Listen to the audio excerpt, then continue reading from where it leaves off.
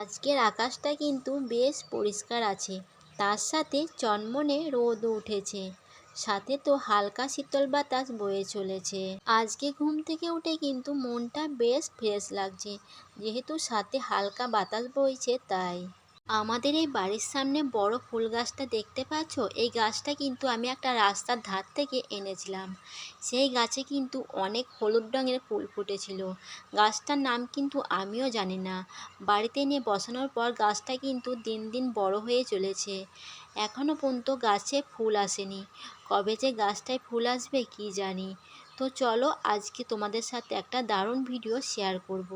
সকালে কি কাজকর্ম করি সেটাই তোমাদেরকে আজকে ভিডিওর মাধ্যমে দেখাবো। ঘুম থেকে উঠে উঠোনে আগে মাড়ুর দিলাম, দিয়ে চলে গেলাম হরিতলাটা লেপতে। হরিতলাটা ভালো করে না লেপলে কিন্তু একদমই ভালো লাগে না। এরপর চলে গেলাম রাস্তায় ছড় মারুলি দিতে। এখন চলে এলাম আমি কলপাড়ে বাসি বাসনগুলো মাজতে। বাসনগুলো কিন্তু তাড়াতাড়ি মাজতে হবে, যেহেতু আজকে বৃহস্পতিবার অনেক কিন্তু কাজ আছে। ঠাকুরের বাসন মাজতে হবে, ফুল তুলতে হবে। বেশি দেরি করলে কিন্তু একদমই ফুল পাওয়া যায় না। কি জানি কারা তাড়াতাড়ি করে আমাদের গাছের বেশিরভাগ ফুলই কিন্তু তুলে নেয়। তাই তাড়াতাড়ি করে বাসনগুলো ধুয়ে এখন আমি চলে যাব ফুল তুলতে।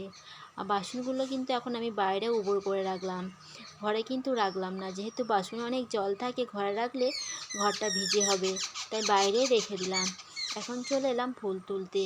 আজকে গাছে কিন্তু অনেক ফুল ধরে আছে, আর সাজি ভরা ফুল থাকলে দেখবে পুজো দিতেও বেশ ভালো লাগে।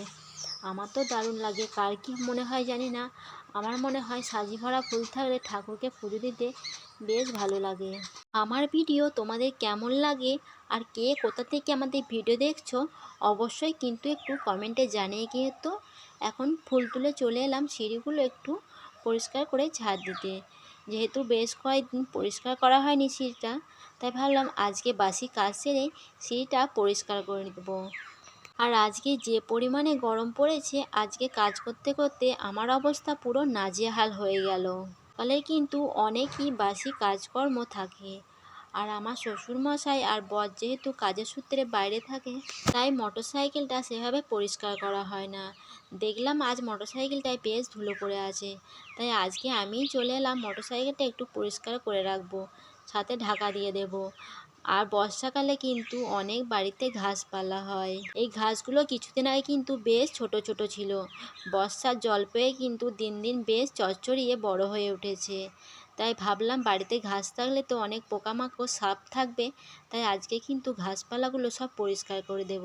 তাই সকালে বাসি কাজকর্ম সেরে চলে এলাম ঘাসগুলো আজকে পরিষ্কার করতে। ঘাসগুলো যেহেতু অনেক বড় হয়েছে, কাটতে কিন্তু আমার প্রচুর কষ্ট হয়েছে, ঘেমে অবস্থা কিন্তু একবারে খারাপ হয়ে গেল।